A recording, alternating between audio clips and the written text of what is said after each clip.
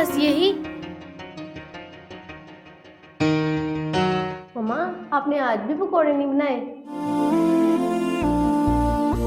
और चिप्स भी नहीं बनाई? कल बना दूंगी बेटा, आज बाजार जाने का टाइम नहीं मिला। लेकिन मम्मा, आपने कल भी ऐसे ही बोला था। अरे बेटा, ये भी किसी दावत से कम है क्या? अल्लाह पाक का शुक्र अदा करना चाहिए हमें तो। स्कूल में मेरी फ्रेंड बोलती है उनके घर रोज समोसे और फ्रूट चाट बनती है। बेटा सबके घर का अपना अपना हिसाब होता है। अल्लाह ने हमें जो दिया है उसका शुक्र अदा करना चाहिए। चलो बच्चों, हाथ उठा लो, दुआ कर लो, अफ्तार का वक्त होने वाला है।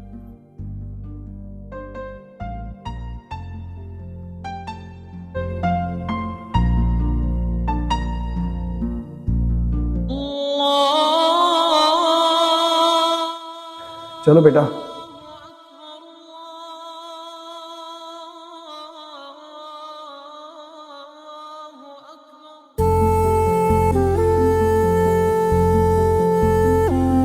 अब्बा, कल पकौड़े होंगे ना? हाँ बेटा, जरूर होंगे इंशाल्लाह।